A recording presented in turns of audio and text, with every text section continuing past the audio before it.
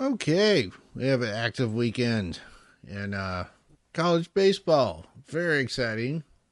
And Lots of runs. lots of runs, exactly. More on that coming up.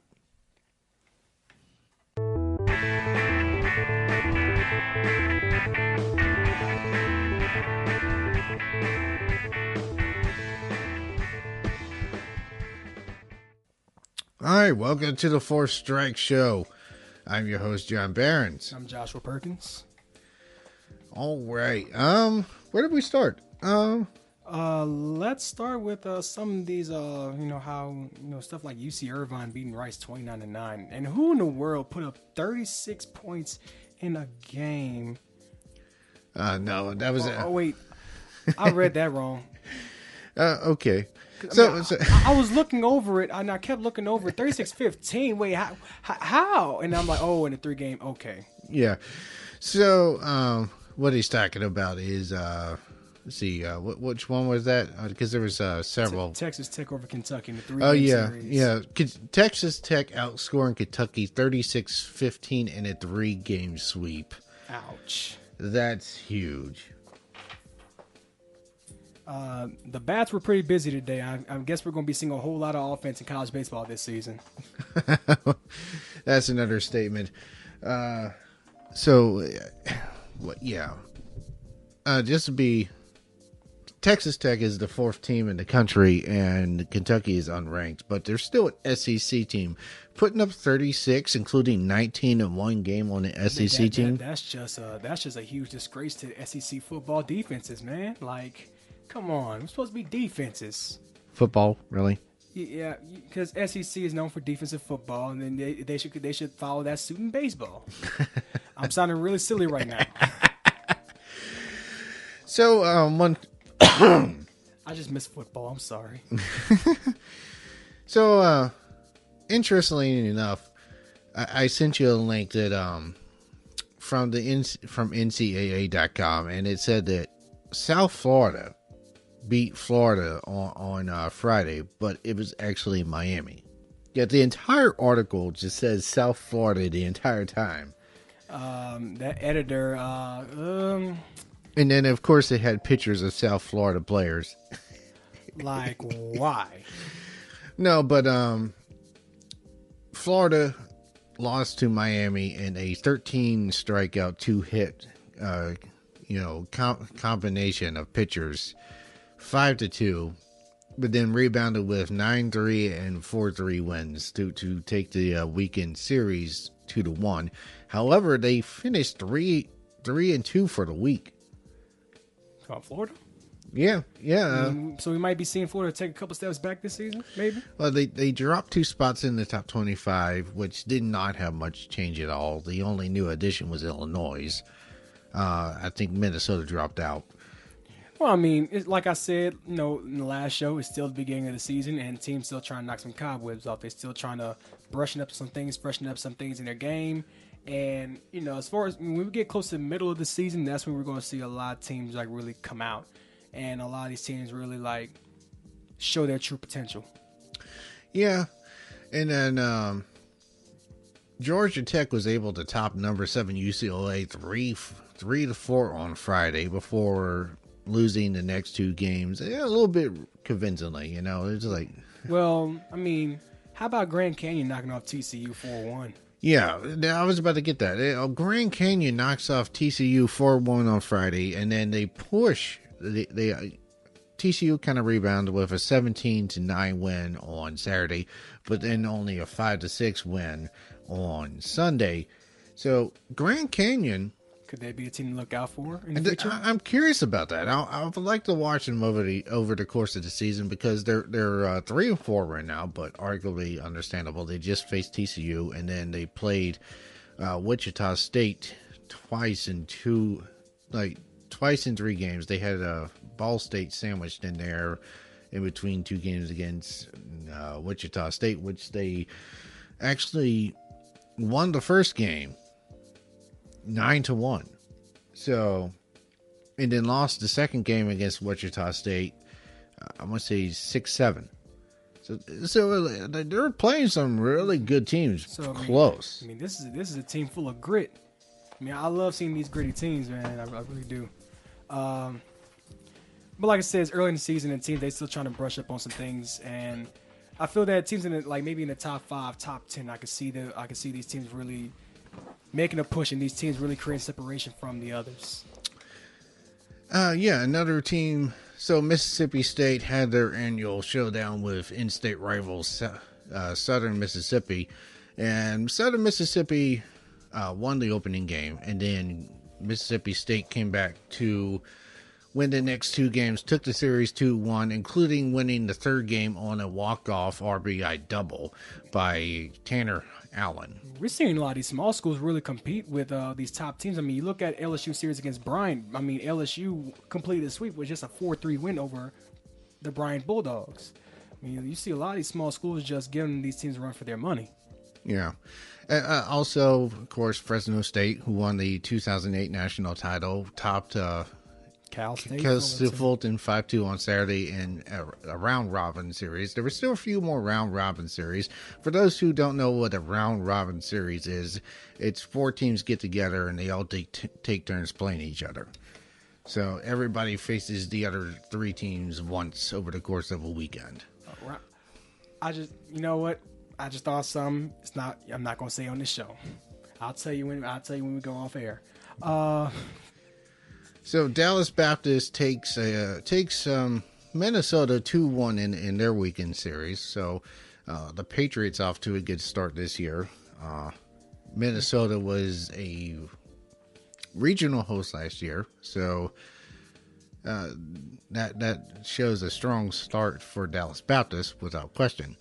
South Alabama, they were able to have a dominant series against Tennessee Tech, outscoring them 25-6 in a sweep.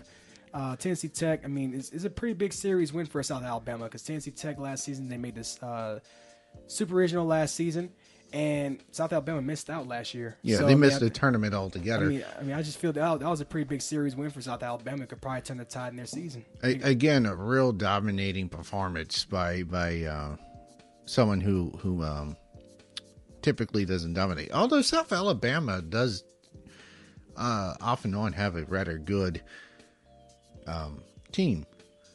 What about UC Irvine? I mean, UC Irvine. UC Irvine used to be a team that used to compete in the tournament almost every year. I mean, I remember there were times where, them and UC Irvine, and LSU always used to meet up either in the regionals or the super regionals. And UC Irvine, they've always been a competitive, gritty team, but they've fallen off over the past few years. I mean, they went up against Rice and outscored them 29-9 in a sweep. So we're seeing a lot of these schools really put up dominating performances on both sides of the spectrum when it comes to hitting and the pitching in these series. Yeah, and Rice is a long-time tournament competitor, just getting trashed by Irvine. I mean, and I want to say it was at home. That's bad. 29-9. That's pretty bad. So basically, Rice averaged only 3 runs a game during that sweep, and UC Irvine averaged close to 10 runs a game during the series. Yeah, basically. Another team, okay, so Missouri dropped 2 out of 3 to North Florida last weekend, and then lose their opening game to Rhode Island 8-2 before, finally, winning the last 2 games of that series. But okay, you lose twice to North Florida, and then now you lose pretty badly in the opening game of a series to Rhode Island. Like, why? What the hell? This is an SEC team. Mizzou sucks. This not even conference play yet. I can see there's getting trashed in conference play. There's not even conference play yet. And you're getting trashed by these small schools. But then again, these small schools are making statements early in the season. Well, I mean, Rhode Island and North Florida are not names that I'm overly familiar with when it comes to the tournament. It's just, really? Like, why? When you're doing that in non-conference play to these small schools who aren't, staples like Dallas Baptist, Coastal Carolina, or even South Alabama, it's like, this is going to be a bad year for you, isn't it? Yeah, I mean, we're seeing it early. Like, Missouri might be a lost cause already. Yeah. Another team that lost this past weekend in another round robin series to a small school that I'm unfamiliar with is UIC topped Texas A&M 7-2 on Sunday. USC, is that like Illinois, Chicago, or I think so. University of Illinois Chicago. how does Texas A&M lose to them? I don't know. You know, baseball is anyone's game. True. It really is. Another team that I want to watch, and they're 4-3 right now, but that's Houston Baptist. They're now 4-3, but have series wins over Northeastern and Cincinnati. And they're actually in the Southland Conference with my alma mater, Northwestern State. Yeah, they're gonna have some early tests coming up. They have a midweek game against Texas A&M. But if Illinois Chicago can beat Texas A&M, I don't see why Houston Baptist can't. Exactly. However, next week their next 3-game series is against Dallas Baptist, so that's gonna be a huge test right up front. That's gonna be a good one. That's pretty much gonna tell you how good you are, how much potential you have right there. Because as we've talked about before, Dallas Baptist is actually a really solid. They've been playing solid baseball for how long now? 10 years? Yeah, and they were a regular championship contender when they were in Division II. And now they're in Division One. It's kind of like now they're seeing more competition, but they are, hanging with the top. As far as I'm concerned, it's only a matter of time before Dallas Baptist makes a serious run for the title. And that happens. Be ready, because it's been a long time coming for the Patriots. Yeah, because they're in the tournament every year. It seems like they've made the last 5, and I want to say 8 of the last 10 since joining Division II. They've hosted the regionals once or twice, and I want to say they've advanced to the super regionals at least once, maybe twice. So I don't know. Again, it's sort of like Coastal Carolina. It's only a matter of time before this team makes a serious run at it. I mean, they might end up being like you said, another Coastal Carolina, because Coastal Carolina. But then again, Coastal Carolina just came out of nowhere and won the whole thing. But I mean, it's going to be a while before Dallas Baptist can get to that level to where they really get pushed to the forefront of the scene.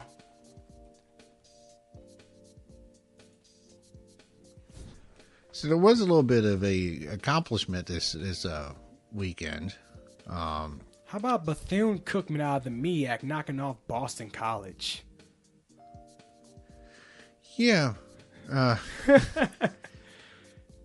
Okay, yeah. I mean, it's the MEAC school knocking off an ACC team. And it's pretty impressive. Coastal Carolina, very impressive against Michigan State, knocking them off 13-0. Well, 13-0 in the second game, and then 12-5. So they outscored them like 25 to 5 in 2 games. Coastal Carolina did lose to NC State this weekend in the one game they faced off, which was a rematch of the 2016 regional final. And what about Dallas Baptist 9-0 against Minnesota?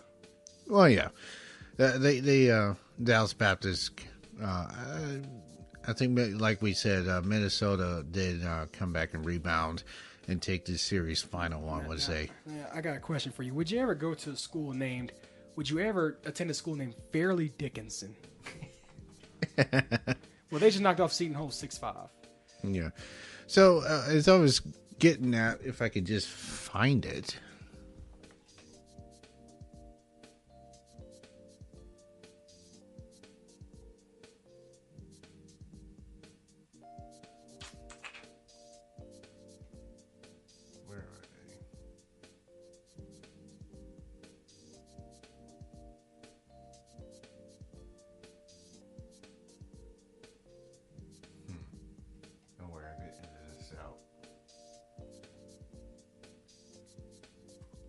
Trying to find a Stetson game.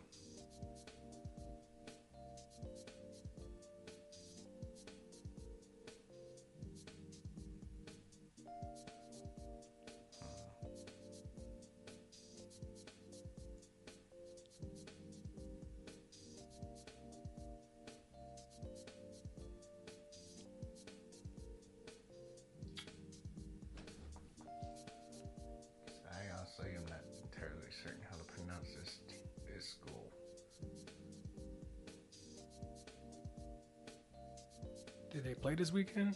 Yeah, they did. Maybe that game got postponed to the next day. Let's see. I think that's what happened. Because I know Stetson played.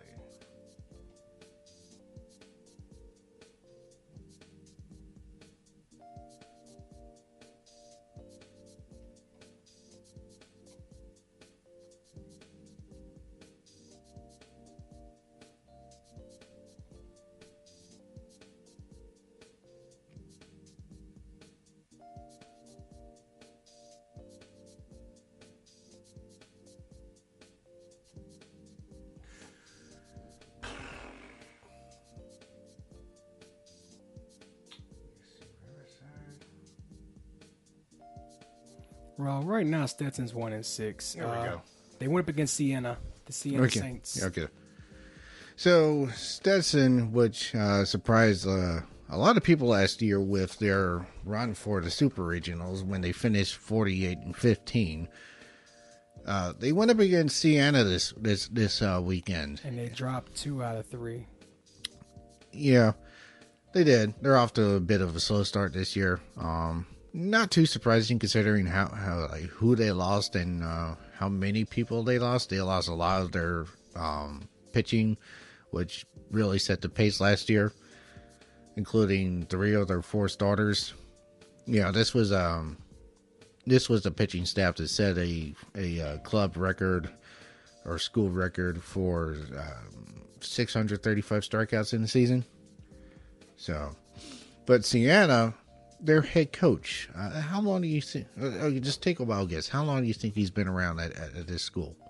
I'm gonna say maybe 10 years.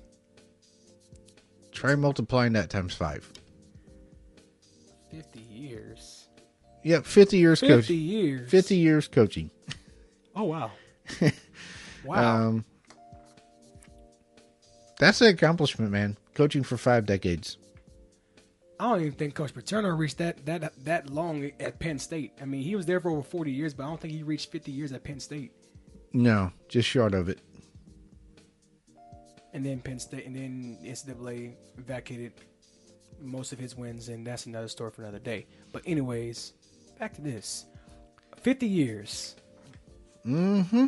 He's been there longer than Pat Casey being at Oregon State. Yeah, easily.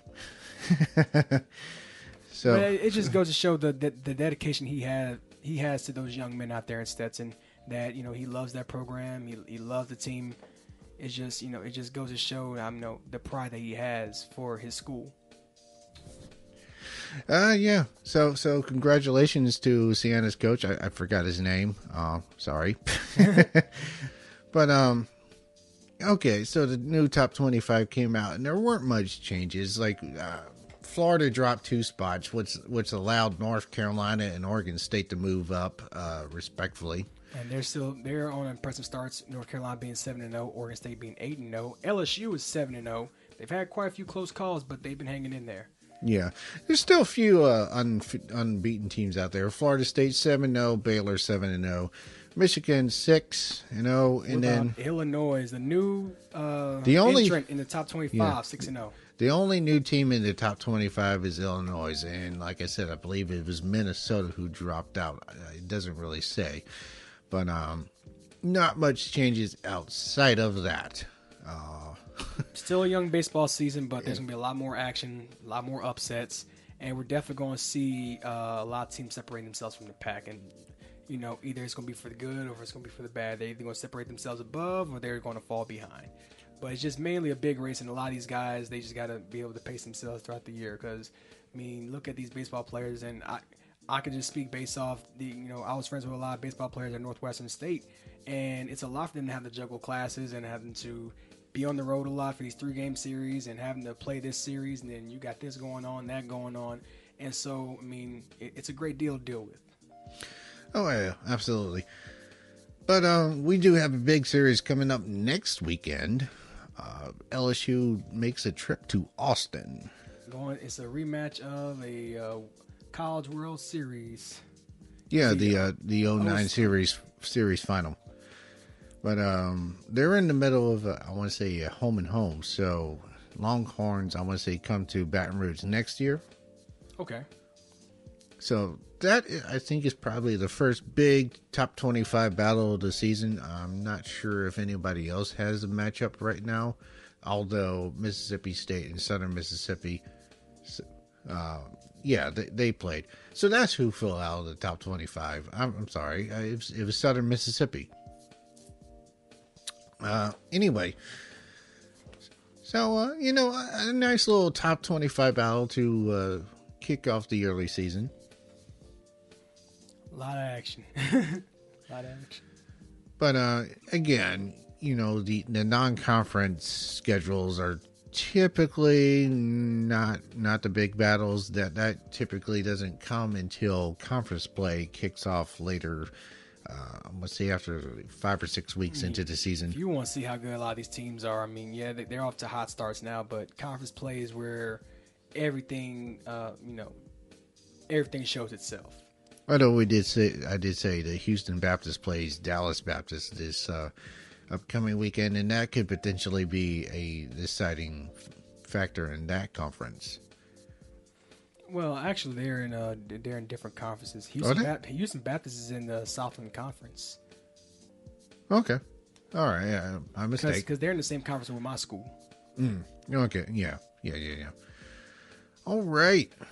Well, again, a little bit of a short show today, but that should pick up as the season goes along. A little bit more organized.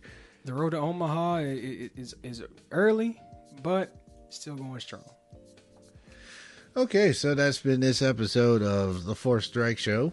We thank you for tuning in. I'm John Behrens. I'm Joshua Perkins. You can find us on Twitter, Facebook, YouTube, and our own website, AISportsNetwork.com. This is AI Sports Network production, signing out.